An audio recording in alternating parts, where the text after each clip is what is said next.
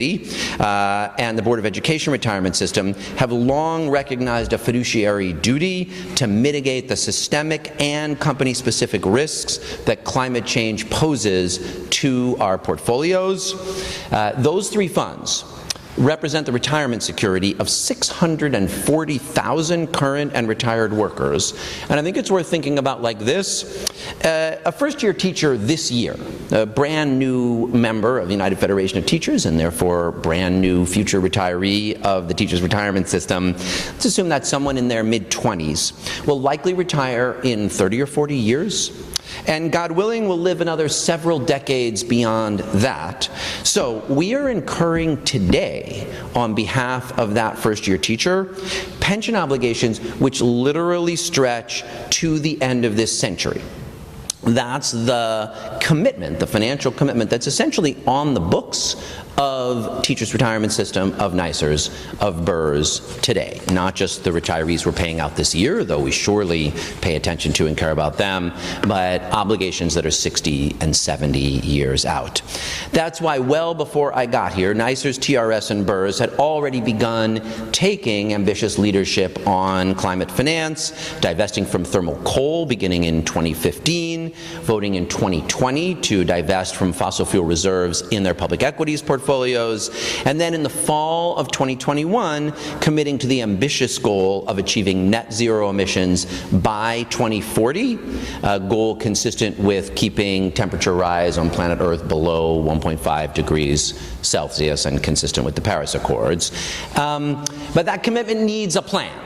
And that's what we are announcing today. Today we are announcing what I believe is our most ambitious effort yet, and the most ambitious effort yet being taken by a U.S. public pension fund in achieving net zero goals. It's important to note that we're doing it in the context of the cynical war on ESG, the practice of taking environmental, social, and governance risks seriously, that is being waged by conservative politicians, by right-wing politicians. To be clear, what they're waging is a culture war, an effort at political distraction designed to protect the profits of their fossil fuel donors. Their actions violate even long-held Republican principles like fiduciary duty and the freedom of investors to construct their portfolios responsibly. But it is unfortunately having a very real impact. We have seen asset managers like Vanguard walk back climate commitments they had already made in the face of this cynical attack. And so we are here today in part to spell out our very specific and ambitious plan to achieve our commitments for net zero, but also to make clear that we won't be distracted. Fiduciaries have a responsibility to invest for the long term, to deliver maximized risk-adjusted returns now and far into the future so that that retirement security will be there for that first-year teacher.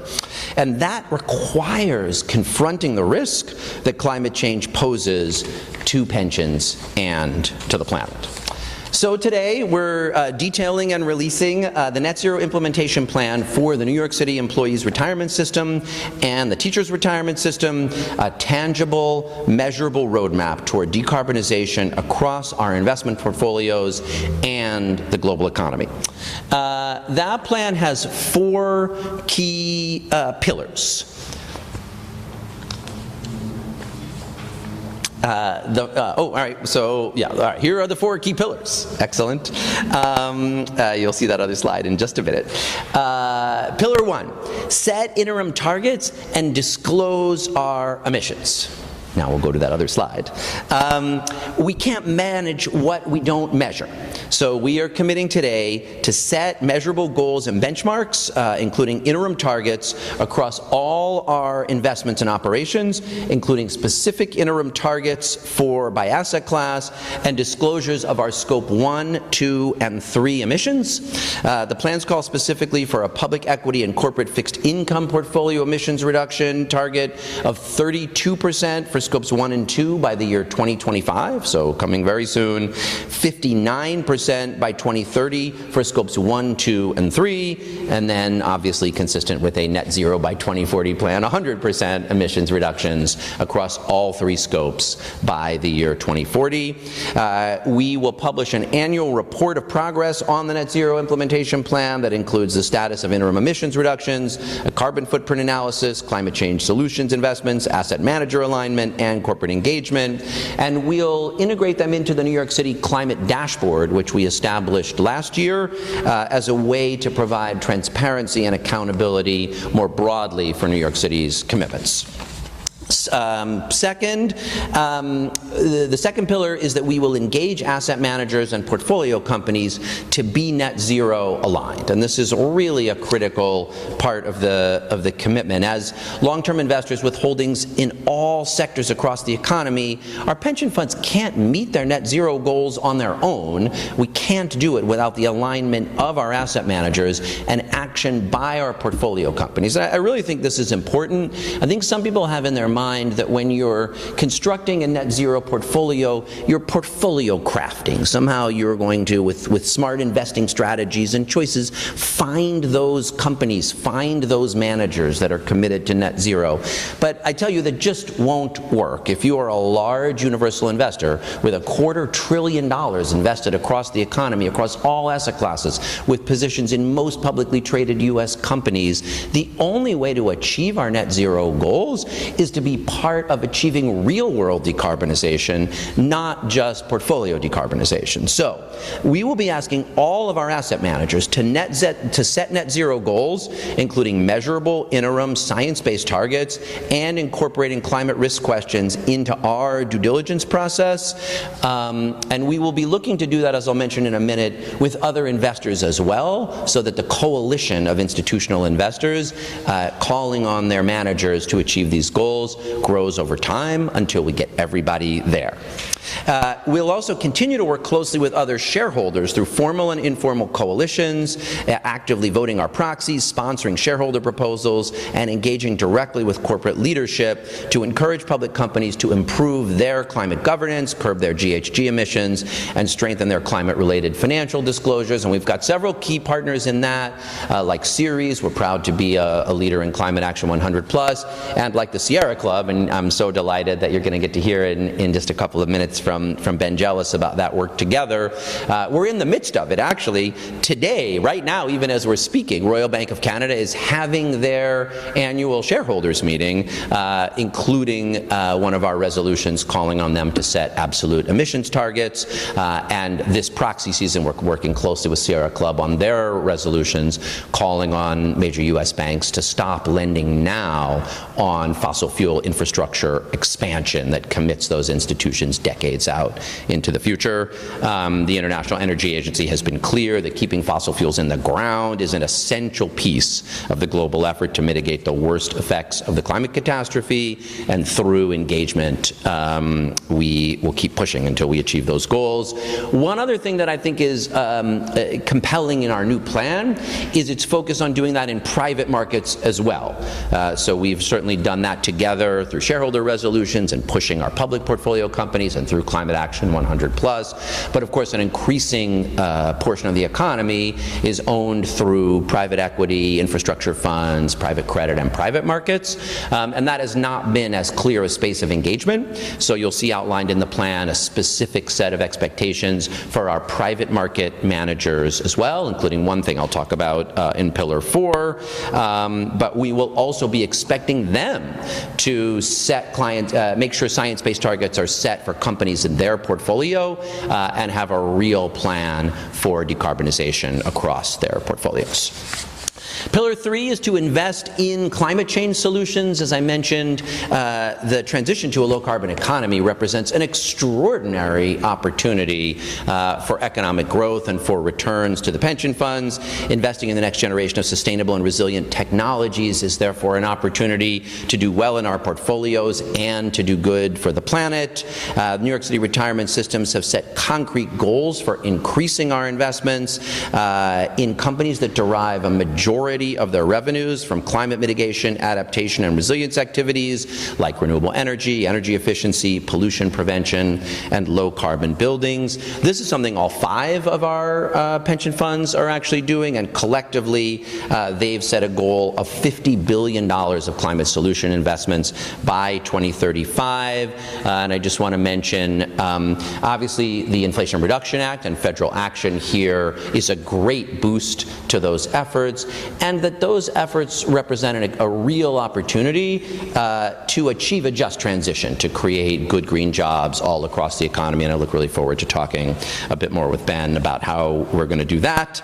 And then our 4th important pillar is divest to de-risk our portfolios. So as I mentioned before, NYCERS, teachers, and BERS voted back in 2020 to divest their public equities portfolios of fossil fuel reserve owners, something that we then worked consistently with fiduciary duty and very thoughtfully and strategically to execute.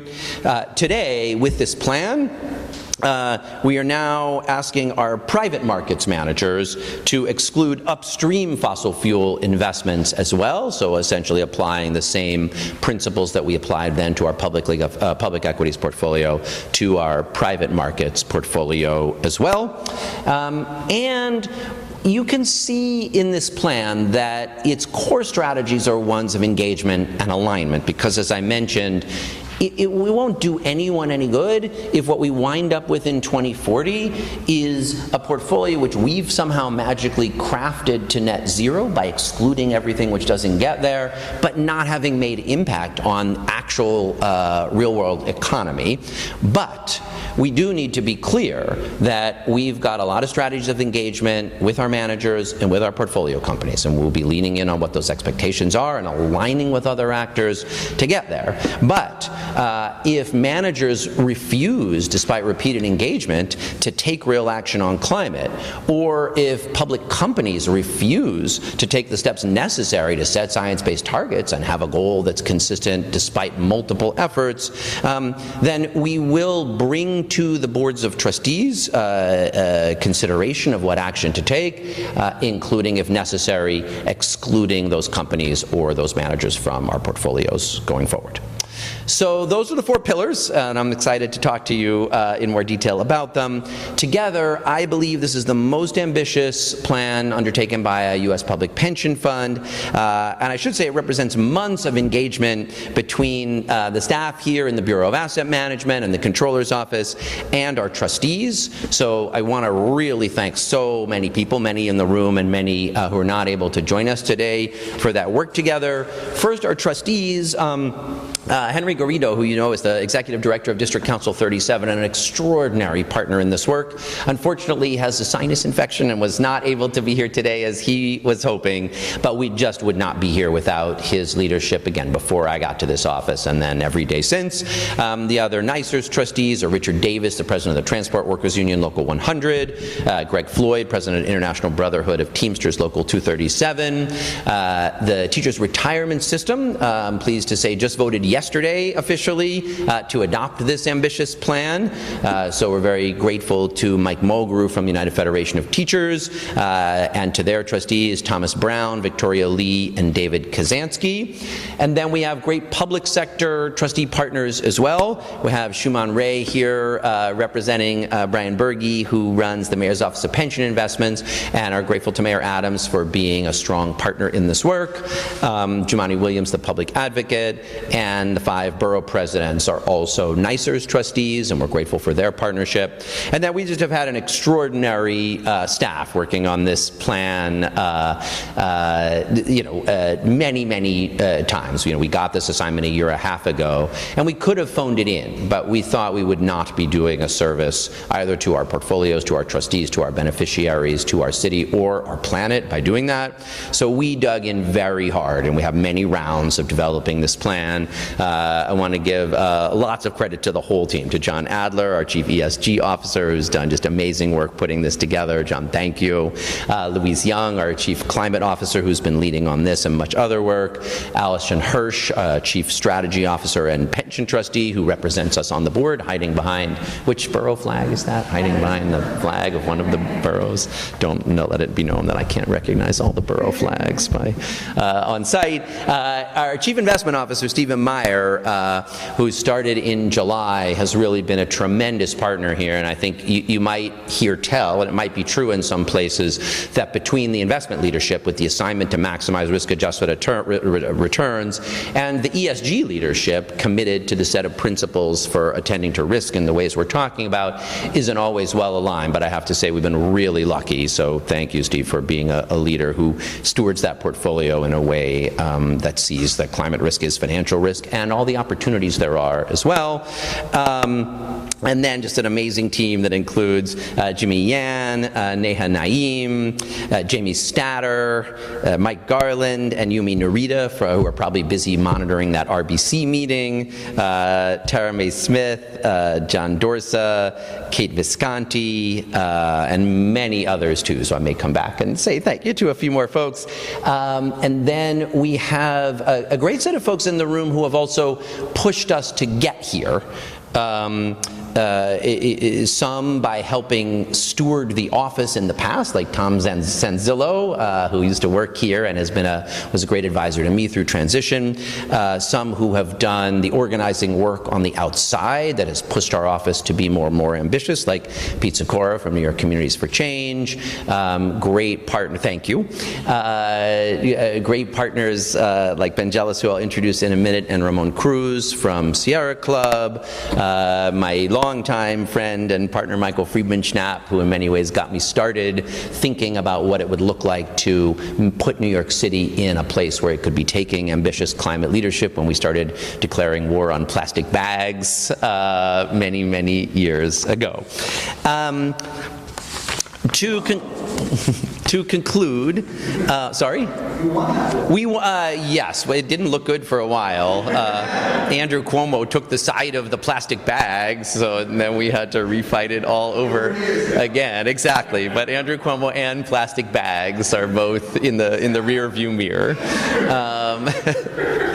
But this actually helps make the final point, which I really think is the most important point. We can't do this on our own.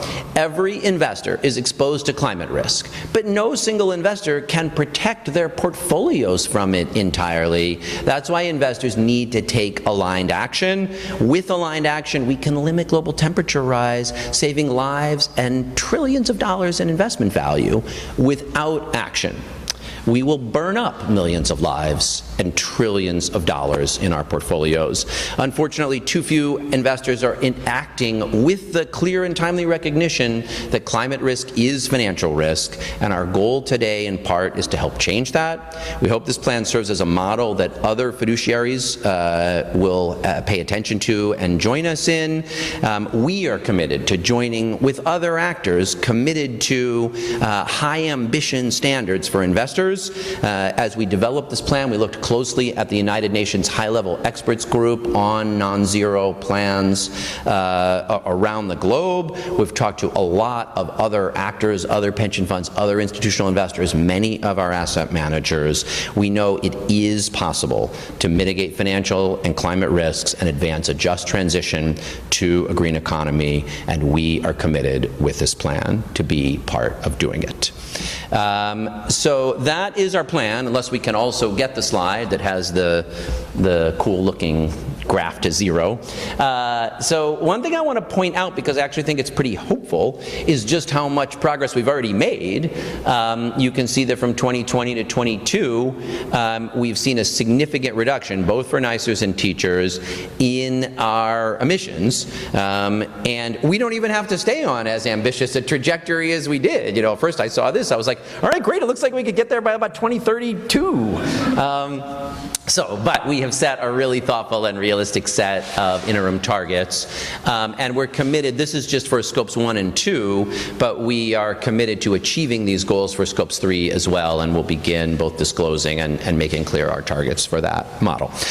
So that's the plan. We're really excited about it. We're really excited about the coalition we're building to do it, and because it's so critical to do it in partnership, we thought that what would be ideal to do was have a little dialogue with one of our most important partners. The Sierra Club has long been a partner of this office before either Ben or I got to this office, working together on climate shareholder resolutions and on other climate work. But in the year and change that I've been here and Louise and John have been here, we've really deeply strengthened that partnership. And then I was so delighted when a longtime friend of mine became the head of the Sierra Club. Many of you know Ben Jealous from his tremendous leadership at many points along the way. I was not aware that he began a lot of it in environmental justice work, and you'll hear a little more of that from him, because when I met him, he was the head of the NAACP, and he came to New York City for a battle that we were having to end discriminatory stop and frisk when the city council was passing legislation to confront the era of stop and frisk and pass the Community Safety Act that Jumaane Williams and I were the lead sponsors for. And that was a tough fight. We had to override Mayor Bloomberg's veto, and we had an all-night session. Basically, we went to like 3 o'clock in the morning, and it was touch and go. We were not sure that we only were able to do it by one vote. That person was in Central America. We didn't know whether he was going to be back in time. So it was very heartening when we turned around and saw that standing with us was the president of the NAACP, was Ben Jealous, who brought his moral authority and courage and history of fighting together alongside communities. So I still think of that as one of the most meaningful kind of acts of allyship in an important fight that I've been a part of. So I was so delighted that you become the new leader of the Sierra Club and that we get to continue our work together in this very important next phase. So we're going to sit down and have a conversation about this plan and how we get there. Please join me in welcoming Ben Jealous.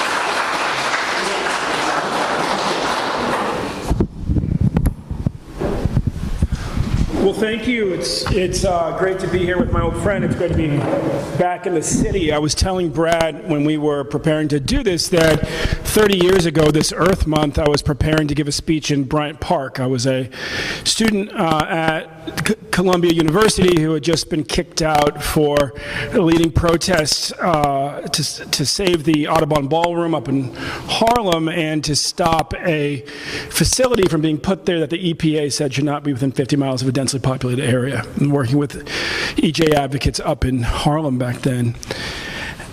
And would depart to go campaign against NAFTA for the old Student Environmental Action Coalition. And without going too much into it, we were warning that American manufacturing would be gutted and that the U.S. would begin exporting a bunch of poison to places where they weren't going to regulate it, where they weren't going to keep it out of the ground, that we would destroy Mother Earth much more rapidly. 30 years later, we no longer look like Chicken Little, we look like prophets. 63,000 American factories were shut down, and indeed that's what happened from an environmental perspective. This moment, we are tremendously proud of Comptroller Lander's leadership in this moment. This is a precedent-setting move to get the financial services industry to act responsibly, not just towards the planet, but towards their shareholders. A lot of money's been made on Wall Street over the years by people knowing where things were going and getting in front of it. Seizing those opportunities. And while a lot of states want to bury their heads in the sand and do things that are actually quite irresponsible as far as limiting their state's sources of capital, this city, which has frankly greater pension investments than many states, is doing exactly the right thing. But it's also a moment when we should all realize, this is like our anti-NAFTA moment. This is the moment, because of the Inflation Reduction Act, because of the infrastructure bill, where we not only have the technology and the demand amongst consumers, but also the money.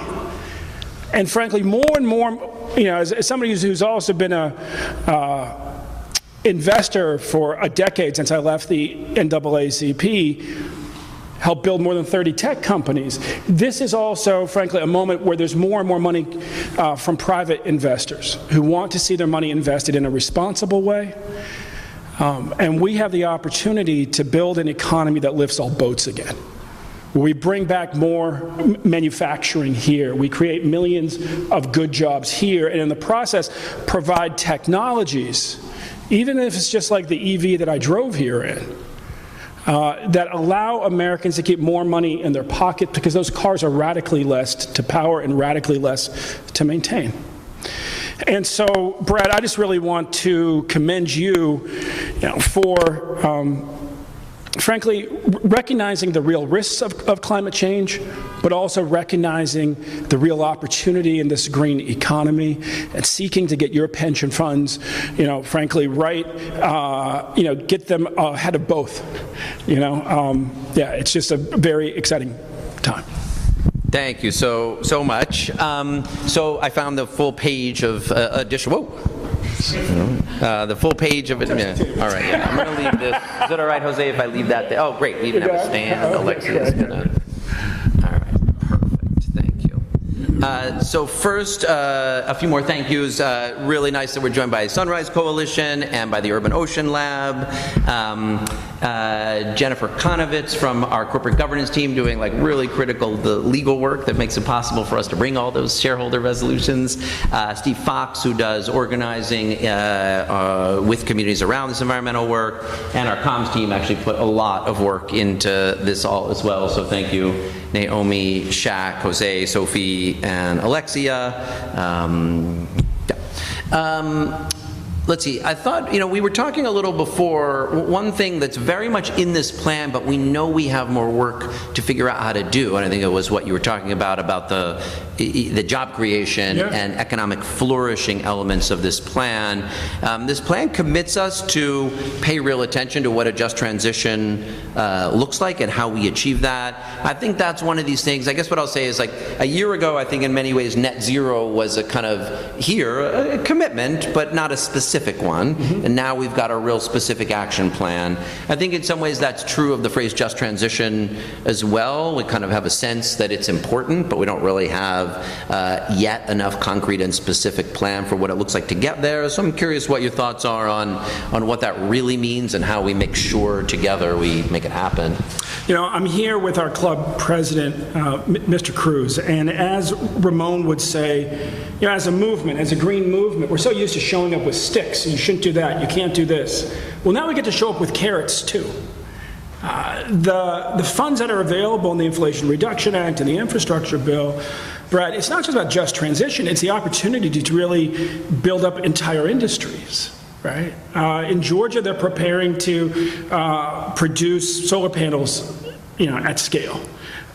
In Tennessee, they're scaling up to produce all-electric Ford F-150s that get the equivalent of 70 miles to the gallon and are faster than a Ferrari at scale. Right? They 0 to 60 in 3.8 seconds, which is to say, the appeal of this economy is much broader than those of us who are dyed-in-the-wool environmentalists. It's just simply what folks have wanted to see for a long time, which is opening new factories here. And there's a lot that can be done in New York. I mean, you have companies like Block Power in Brooklyn that have been ahead of the curve for a long time, that are delivering, for New York City, the equivalent of a leaner, greener F-150 is just a building that doesn't give the local kids asthma, right? And that's what Block Power is focused on. And there is real funds for that. There's real funds for, fleet conversion.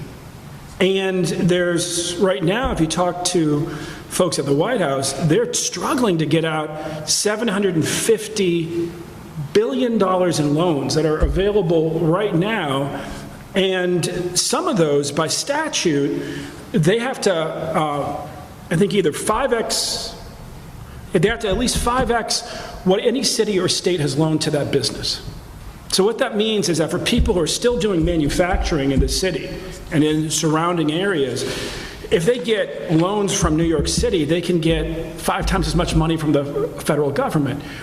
You have to go back to the Great Cities program, to see that much money available for growing jobs in our cities.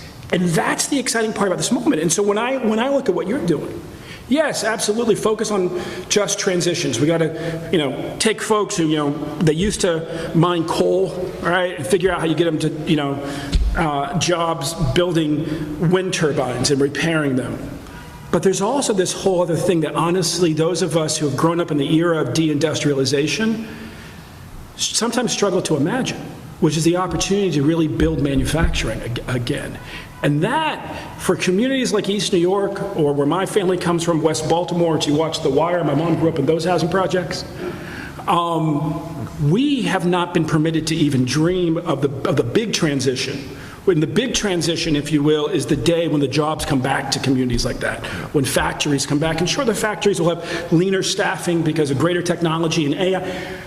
But just creating jobs again for Americans who don't have college degrees is a very big deal. Yeah, and I'll add that in addition to the factories where those things are made, the way they essentially transform our built environment is a huge job opportunity as well. So the jobs in building maintenance, the jobs implementing Local Law 97, which requires large buildings in New York City to retrofit for energy efficiency, fought so hard for by NYCC and others, create really good job opportunities.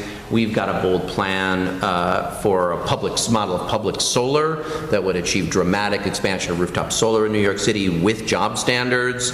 And then I think there's some things we can borrow from other aspects of our work. Sometimes in ESG, the S kind of gets lost, but the team that Jennifer and Mike and Yumi lead and work that Allison and John are doing is really focused on how to make sure that a flourishing economy holds up workers as well. So actually last week, we had this amazing victory for a shareholder resolution at Starbucks where 52% of investors voted for and passed the resolution that we brought calling on the Starbucks board to conduct a third-party assessment of its labor practices because they say they respect their workers' freedom of association. It's even one of their stated principles, but you just, all you got to do is read the papers to see there's a lot of doubt about whether they're really doing that. And the fact that 52% of investors voted for that resolution, these are people who are invested in Starbucks, who are committed to Starbucks' success, who need Starbucks to succeed to meet our own investment goals, recognize that respecting workers' freedom of association is a critical part of the company's flourishing, and it also is sort of a path I think we can use in thinking about how we apply that here. And I think it also holds some hope that many of the resolutions that we're working on together, it's not that often that a shareholder resolution brought that management doesn't support will win a majority. But someday, and maybe we'll talk about this for a minute. So we've each got resolutions at the big banks this year. Sierra Club's calling for major U.S. banks to stop lending on new fossil fuel infrastructure, on expanding fossil fuel infrastructure with projects that'll, therefore be financed for decades, and our resolutions calling on them to apply absolute emission standards, something several of the big banks have done, but several have not. And I'm excited to be doing that together. Yes. And we'll see how those votes go this season. But I take heart from the Starbucks vote that, when investors really understand the risks that they're facing and the opportunities that exist that you're describing, that people will increasingly get on board. Yeah, no, and honestly, I think at the end of the day, like right now, we have a situation where a lot of banks seem nervous because a few states have gotten themselves involved in a culture war about who their state should bank with. And in the process, frankly, those states and their leaders need to be very careful they don't end up getting sued by their citizens because they're driving up the cost of capital for their citizens by saying that you cannot bank with certain banks as those banks want to practice investing that is responsible. Well, what's also true is that if you add up the pensions of all those states, they're smaller than New York City. And that's an important thing that, frankly, will not be lost on the bankers. That this city's pension funds are bigger than all the states that have got involved in this crazy culture war trying to stop banks from doing what's right. by the planet, by the country, and by their customers, and in the process driven up the cost of capital for their states. And so, your voice in this, the city's voice in this, your voice as a comptroller in this is critical. The other thing I would say is, somebody's been an investor, ultimately what we're seeking to do is to help capitalists figure out for themselves that there's more money to be made by investing in a better future than holding on to a very destructive past set of patterns of investing. David Blood, kind of investing genius from Goldman Sachs, who founded Generation Investment Management with Al Gore. And obviously, if you think about their two names, you know why they called it Generation and didn't name it after the two principals. But, they set out over a decade ago to show the world that investors could make more money investing sustainably than investing traditionally. And they've done that. Mitch Kapor, my old business partner, we set out to do the same thing with early stage investments in tech. We took 10 years and we've done that too. And as a result, what you're seeing is more and more folks realizing that they can actually invest in a better future and make more money.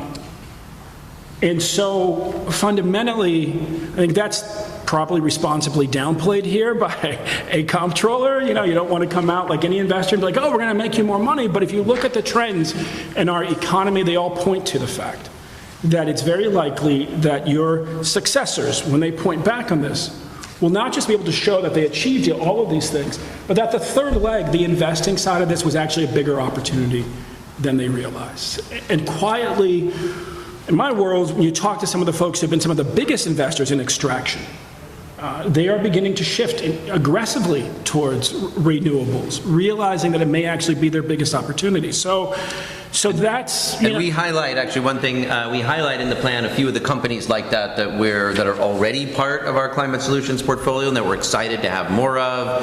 Isogen, which is an owner-operator of renewable energy infrastructure in Colombia, some investments in nitrogen renewables in the Holtwood portfolio that includes hydroelectric assets in Pennsylvania, a few others. So I encourage people to take a look because we really wholeheartedly share this belief. We're lucky already to have some companies like that in our portfolio, several $1 billion worth, and growing that across the 5 funds to $50 billion is a very exciting opportunity. Before we conclude, you got to tell people about the jellyfish. We were talking earlier about just signs of the times, and I said, yesterday I was out for a walk in Maryland's state capital, Annapolis, and I ended up rescuing a jellyfish in a parking lot. And I was just like, this is the weirdest thing. And I was like, there's probably going to be a lot more of this. Like, next time I'll probably be a rockfish, because the reality is that, like New York City, which I love so much, went to college here, Maryland State Capitol is right at sea level. And what had happened, of course, was that the tides had risen. They'd come into the parking lot, and they had left some fish there. And and so fundamentally, that's the other side of this that we have to recognize. When we see oil and gas being expanded, for instance, sure, it might make you money in the short term, but what it's setting you up for in the long term is a whole bunch of unexpected costs across portfolios. The threats to very expensive real estate, the threats to just how our society functions by climate change is real. The signs are around us all the time. I just got back from Monterey, California, a place with a lot of expensive real estate that was turned essentially into an island, one road in, one road out, by a river opening up in the sky. We're getting ready to go down south, where communities have been hammered again and again by tornadoes.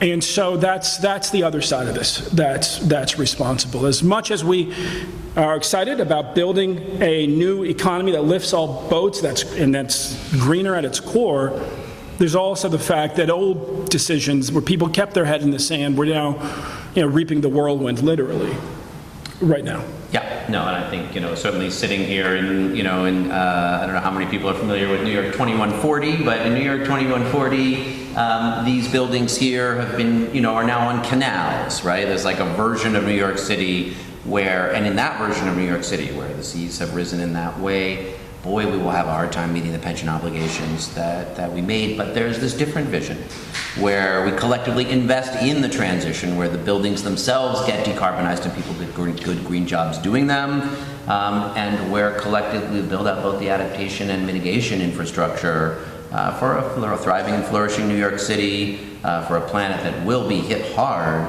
but that by staying below 1.5 degrees of warming, protects its people. And in that scenario, our portfolios will be thriving and we will be able to meet the obligations to that first-year teacher and the other 750,000 current and future retirees that we're accountable to. So thank you very much for being part of doing this together. Thanks everyone for coming.